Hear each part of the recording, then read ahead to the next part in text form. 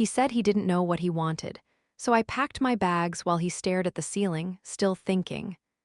A week later, he finally called to say he chose me, but I didn't answer. What he got instead left him speechless. He said he didn't know what he wanted. After 2 years together. After moving in. After decorating the apartment with photos of us on trips, candles I bought with him in mind, routines we built like rituals. I just need space to think, he said. It wasn't even cruel. That would have been easier to spot, easier to name. No, he was calm, flat, emotionally beige. Lying on the bed like the answer would rise out of the ceiling fan if he stared hard enough. I don't want to make the wrong choice, he added, eyes unfocused. I need time.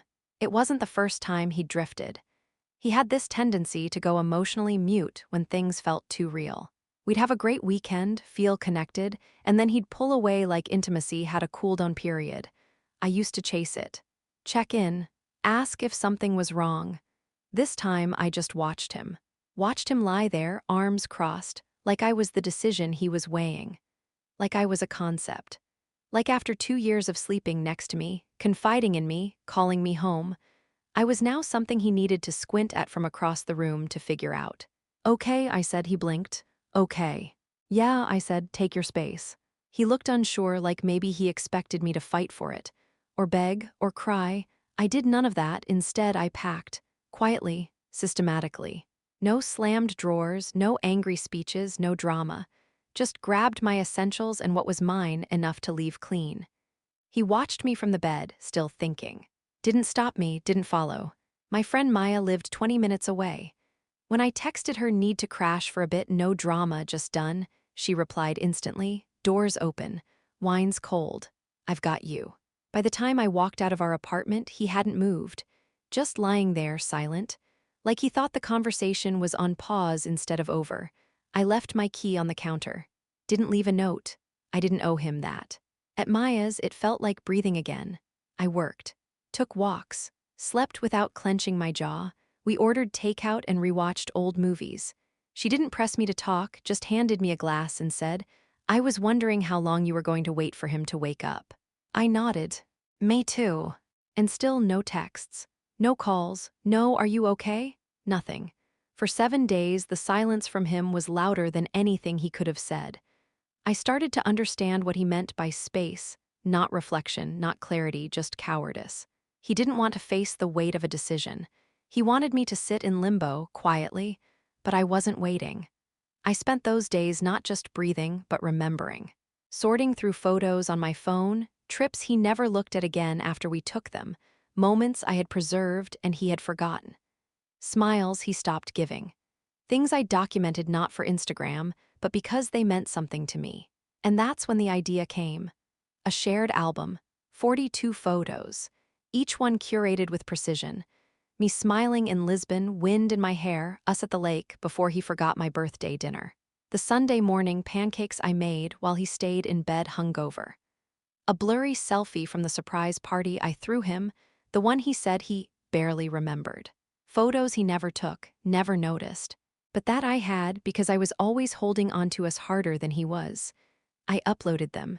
Titled the album, The Life You Paused. I set it to private, invite only, and I waited not long.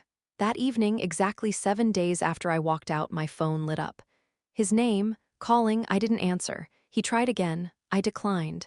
Then the text came, I choose you. 3 words 1 week late. I copied the album link, no note. No explanation, just sent it. He didn't reply, but I know he opened it, and if he was speechless, good. Because for once, he'd have to feel what it's like to sit in silence and not be the one who chose it. I packed my bags while he thought. That's what still gets me. He never stood up. Never looked me in the eye. He lay there, arms crossed over his chest like a man stuck in some deep philosophical crisis, when all I asked for was clarity. Not commitment, not a ring, just the basic human decency of being chosen without conditions. Instead, he gave me a shrug and a hollow, I just need time. So I packed slowly. Not to draw it out, I just didn't want to rush and forget something I'd need later. I started with the essentials: laptop, chargers, a few outfits, toiletries. Then I opened the drawer where I kept small things, books, photos, an old card from our first anniversary where he wrote, You feel like home. I didn't take the card. Just closed the drawer. The apartment was quiet.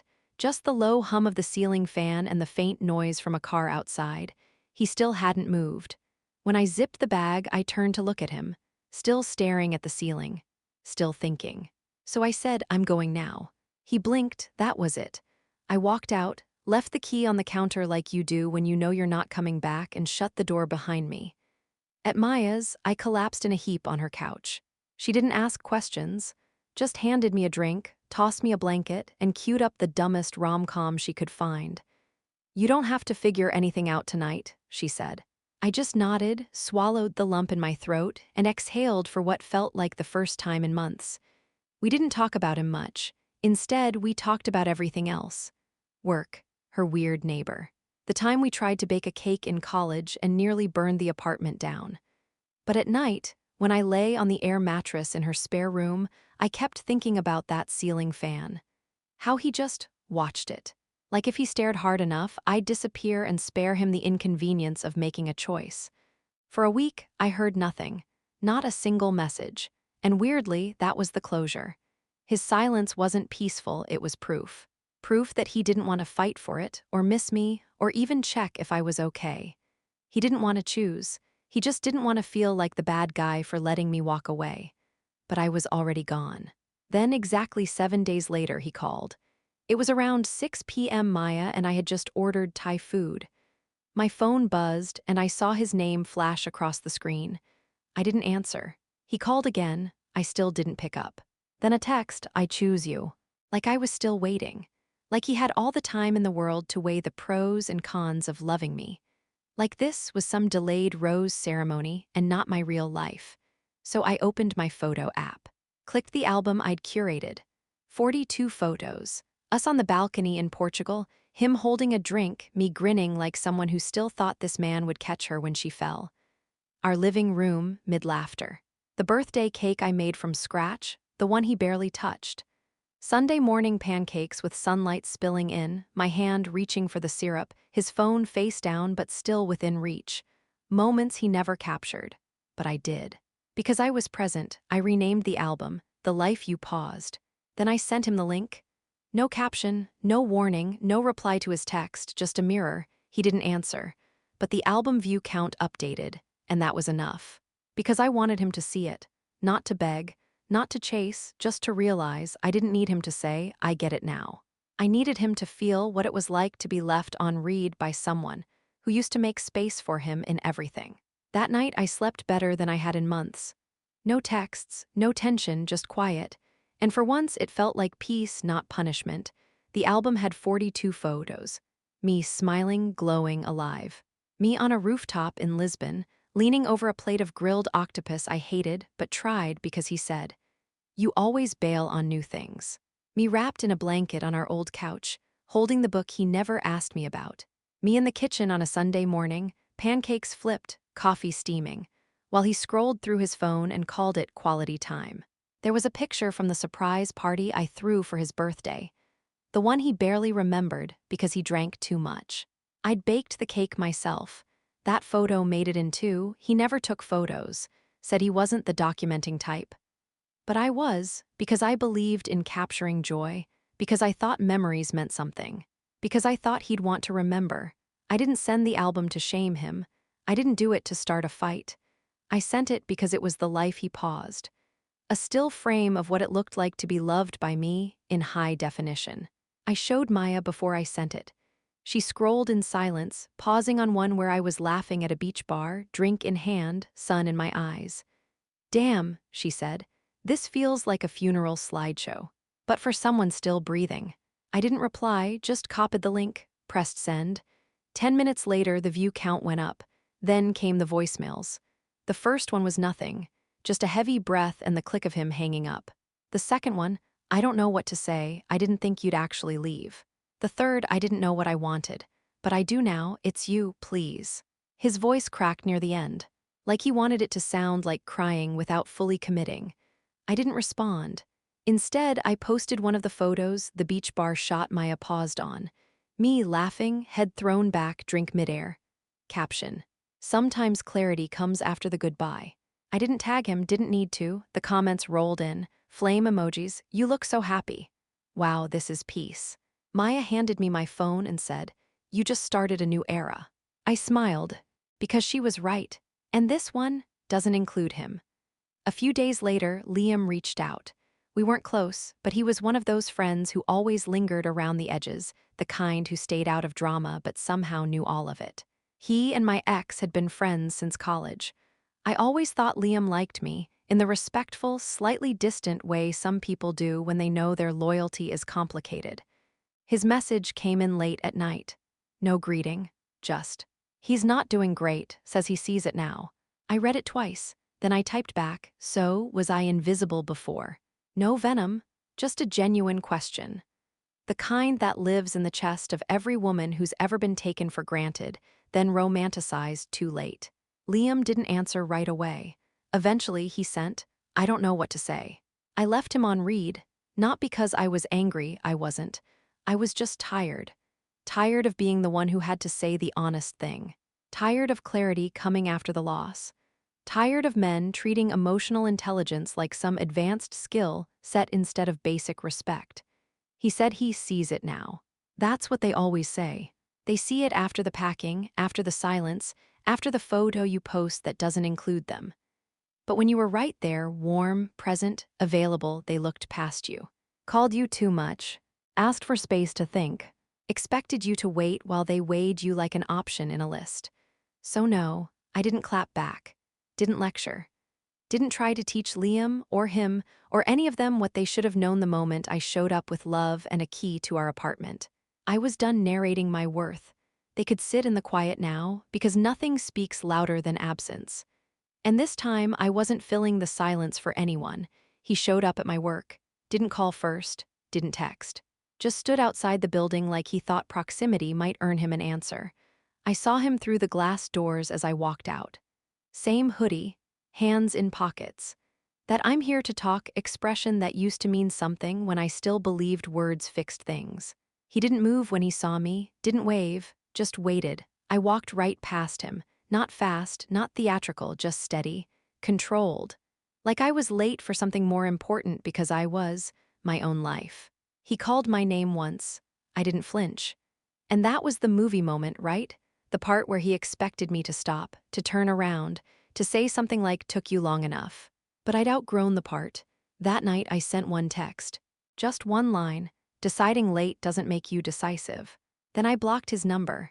Not as a punishment. As punctuation. No door left open, no invitation for more words, just a full stop. And for the first time since I left, I didn't feel a single thread tying me back to him. Not regret, not sadness, just relief. 2 months later, I met someone, not a savior, not a dramatic rebound, just someone kind. Easy to talk to. Grounded in a way that felt safe, not boring. We met through a mutual friend at a dinner party, the kind of night where no one expects anything important to happen. He offered to walk me to my car when it started to rain. Didn't ask for my number right away. Just smiled and said, you seem like someone who knows what she wants. And I said I had to learn. We're not rushing it, no love bombing. No performative gestures. He texts when he says he will. Remembers I like oat milk in my coffee and mint in my tea. He listens not just with his ears, but with his whole attention. That alone feels radical. One night we were sitting on my couch, halfway through a documentary neither of us were really watching, when he asked why I flinched a little every time my phone buzzed. So I told him. The short version. His reaction wasn't pity. Just quiet disbelief. Damn, he said, shaking his head. He really thought silence would keep you. I laughed, really laughed. The kind of laugh that catches you off guard because you didn't know how heavy your chest had been until it lifted. And I realized I hadn't laughed like that in months, maybe longer. This man didn't rescue me. I did that part myself. But now, for the first time in a long time, I wasn't walking alone. And that made all the difference. I never got closure. I gave it. I gave it when I zipped my bag and left while he lay there, paralyzed by indecision. I gave it when I didn't answer his call, when I sent the album instead of a reply. I gave it in every silence I refused to break for his comfort. He never earned an ending, so I made one, for me. The shared album link, still sits in his inbox. Unshared now, archived. I deleted the access just to be sure. Not out of spite, just to close the loop. I made a new album, not public, not shared.